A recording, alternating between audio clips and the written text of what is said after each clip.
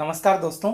आज का टॉपिक सच में काफ़ी इंटरेस्टिंग होने वाला है क्योंकि बहुत कम ही लोगों को जाति व्यवस्था दक्षिण भारत में कैसे लागू हुई थी उसके बारे में शायद पता है। इस वीडियो में हम सारा समझेंगे कि दक्षिण भारत में क्यों जाति व्यवस्था कास्ट सिस्टम उत्तर भारत की तुलना में काफ़ी कठोरता से लागू हुआ था, क्यों दक्षिण भारत में साउथ इंडिया में निवास स्थानों में काफ़ी अंतर था ब्राह्मणों और शूद्रों के, क्यों वहाँ जाति व्यवस्था के नियम काफ़ी कठोर बनाए गए थे। वैसे दोस्तों, भारत में जाति व्यवस्था कैसे लागू हुई, इसके अपने क्या नियम थे, साथ में जाति कैसे वर्ण से भिन्न है, इन सभी को लेकर जाति व्यवस्था के ऊपर मैंने एक सेपरेट वीडियो बनाया था जिसको आप सभी ने ढेर सारा प्यार भी दिया था। अगर किसी ने वो वीडियो अभी तक नहीं देखा है तो लिंक आई बटन में दे दूंगा, आप उसे भी देख सकते हैं और पूरा कास्ट सिस्टम इन इंडिया जो है उसे समझ सकते हैं। चलिए अब शुरू करते हैं आज का अपना टॉपिक बहुत ही सरल और सारगर्भित तरीके से कि साउथ इंडिया में कैसे कास्ट सिस्टम जो जाति व्यवस्था है वो लागू हुई थी।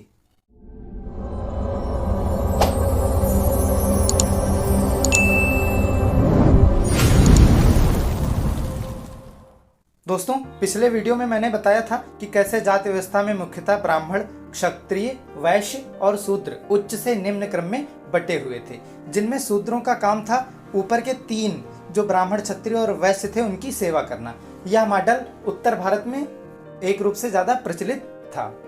दोस्तों, तो इस प्रकार जाति व्यवस्था बनती थी वर्ण व्यवस्था, अस्पृश्य समूह और व्यावसायिक समूह के मिलन से, जैसा कि आप इस फ्लो चार्ट में देख रहे होंगे।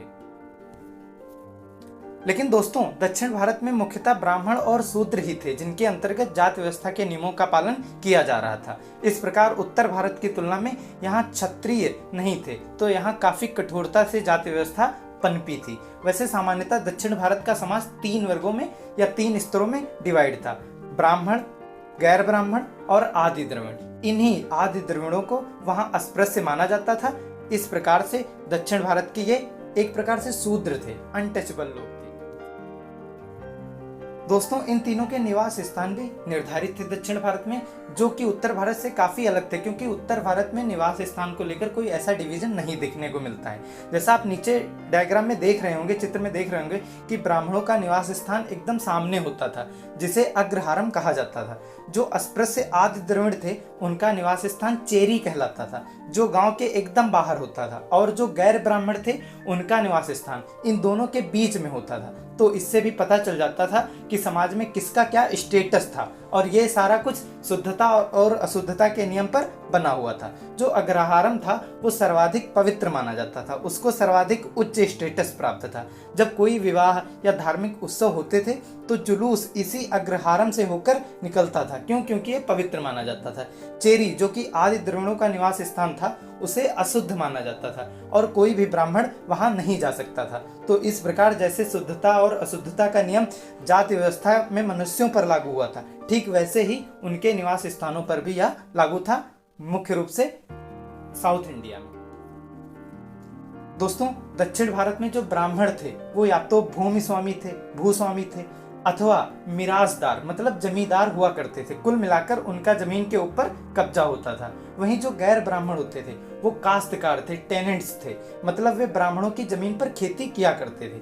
या तो वे विभिन्न प्रकार की सेवाएं दिया करते थे, जैसे बढ़ई, लुहार, नाई, इन्हीं सब की कैटेगरी में।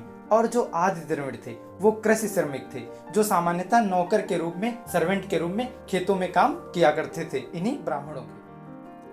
दोस्तों, जो ब्राह्मण थे वे स्वयं को आर्यों से संबंधित मानते थे और रंग में सामान्यतः गोरे हुआ करते थे। वहीं जो गैर ब्राह्मण थे वो कुछ कुछ ब्राह्मणों से मिलते थे, उनकी जो शक्ल सूरत थी वो ब्राह्मणों से मिलती थी। लेकिन जो ये आदि द्रविड़ थे, जो ये अस्पृश्य थे आदि द्रविड़, वो एकदम काले रंग के हुआ करते थे, जो बिल्कुल ब्राह्मणों से अलग नजर आते थे दूर से ही। तो इस प्रकार शारीरिक बनावट भी जो थी वो इनको सेपरेट करती थी एक दूसरे।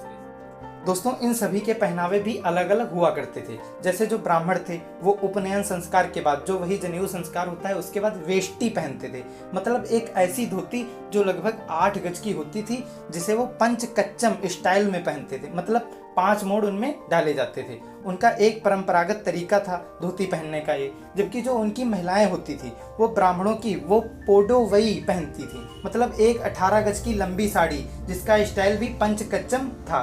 लेकिन जो गैर ब्राह्मण थे वो ना तो इतनी लंबी वेष्टी पहनते थे और ना ही उनकी महिलाएं पोडोवई नामक वही साड़ी पहनती थी। लेकिन जो ये आदि द्रविड़ थे तो उनका जो कपड़ा होता था पहनने का वो बहुत ही छोटा होता था और वे उसे लपेटते नहीं थे, बहुत ही छोटा कपड़ा पहनते थे। और जो उनकी महिलाएं थीं वो अत्यंत छोटा वस्त्र पहनती थी जो घुटनों तक ही होता था। तो इस प्रकार से पहनावे से भी एकदम वो अलग नजर आते थे जो आदि द्रविड़ थे, अस्पृश्य थे। दोस्तों आपने देखा होगा कि दक्षिण भारत में कैसे लोग वो लुंगी लपेटते हैं, कुछ उसी प्रकार का होता है वेष्टी। दोस्तों इनके भोजन संबंधी नियम भी काफी कठोर थे। जैसे जो ब्राह्मण थे वो ना तो गैर ब्राह्मणों के यहाँ और ना ही आदि द्रविड़ जो अस्पृश्य थे उनके यहाँ भोजन ग्रहण कर सकते थे, जबकि जो आदि द्रविड़ थे वो सभी के यहाँ का भोजन ग्रहण कर सकते थे। लेकिन होता क्या था, ब्राह्मणों के यहाँ जब कभी भी अग्रहारम में कोई समारोह होता था, जैसे मान लीजिए किसी बच्चे का जन्म हुआ उसके नाम पर जब दावत दी गई, या किसी का विवाह हुआ उस पर दावत दी गई, या मान लीजिए किसी की मृत्यु हुई उसके बाद जो दावत दी जाती है, तो उसमें सिर्फ ब्राह्मण ही आमंत्रित किए जाते थे। मतलब कि गैर ब्राह्मण या काश्तकार जो होते थे उनको, जैसे मान लीजिए किसी के यहाँ जो लगे हुए हैं गैर ब्राह्मण जो उनके काश्तकार हैं वो बुला लिया करते थे, वैसे उनको भी बुलाने पर बैन था, लेकिन उतना नहीं था जितना द्रविड़ों पर था। क्यों? क्योंकि द्रविड़ एकदम से नहीं बुलाए जाते थे इनके समारोह में, तो भोजन जो था वो द्रविड़ इनके यहाँ का नहीं करते थे। जो भोजन ब्राह्मण ग्रहण करते थे उसे सात्विक भोजन कहा जाता था। क्यों? क्योंकि वो शाकाहारी भोजन हुआ करता था, जबकि जो आदि द्रविड़ थे उनका भोजन तामसिक भोजन कहलाता था। मतलब उनके भोजन के अंतर्गत शामिल था मांस, मछली, अंडा आदि। तो इस प्रकार भोजन के आधार पर भी वे अशुद्ध हो जाते थे। कौन? आदि द्रविड़। दोस्तों तो इस प्रकार से कास्ट सिस्टम में जो साउथ इंडिया का था उसमें भोजन के आधार पर भी डिवीजन साफ नजर आता है। दोस्तों चूंकि भारत में कर्मकांडी शुद्धता सर्वाधिक महत्वपूर्ण मानी गई है, इसलिए ब्राह्मणों का स्थान अपने आप ही टॉप पर हो जाता था। क्यों? क्योंकि ब्राह्मणों का जो कर्मकांड करने का तरीका था वो काफी अलग था और काफी कठोर भी हुआ करता था। तो इस प्रकार से जो उनकी जीवन शैली थी वो काफी कठोर हो जाती थी अन्य की अपेक्षा, जैसे कि जो आदि द्रविड़ थे और जो गैर ब्राह्मण थे।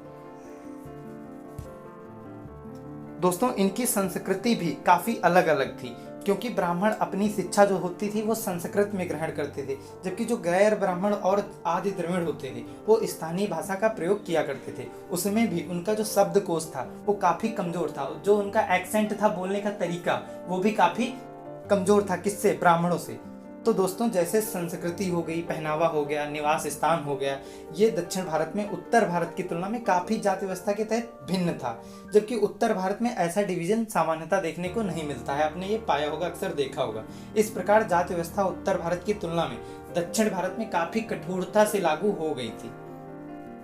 वैसे दोस्तों ये जो भी मैंने बताया है वो सारा अध्ययन एक थिंकर आंद्रे बेते जी हैं उनका है, जिन्होंने दक्षिण भारत में जाति व्यवस्था के ऊपर एक सेपरेट अध्ययन किया था, और उसी अध्ययन में उन्होंने ये सारा दिखाया था कि कैसे दक्षिण भारत में जो कास्ट सिस्टम है वो फॉलो हो रहा था। और ये जो इनका पूरा अध्ययन था ये सामान्यतः तमिलनाडु में किया गया था। वैसे दोस्तों आपको ये जो हमारा टॉपिक है वो कैसा लगा है प्लीज कमेंट सेक्शन में जरूर बताइए। साथ में अगर आपकी कोई क्वेरी हो तो उसे भी लिख दीजिएगा कमेंट सेक्शन में। मेरा पूरा प्रयास रहेगा आपको रिप्लाई करने का, और आप हमें कोई सुझाव भी हमारे चैनल से रिलेटेड, टॉपिक से रिलेटेड दे सकते हैं। लेकिन आपसे एक निवेदन है कि अगर आपको थोड़ा सा भी हमारा प्रयास पसंद आ रहा है तो प्लीज कृपया हमारे चैनल को लाइक, सब्सक्राइब और शेयर करते रहिए। मिलते हैं किसी नेक्स्ट वैल्यूएबल टॉपिक के साथ। जय हिंद, जय भारत।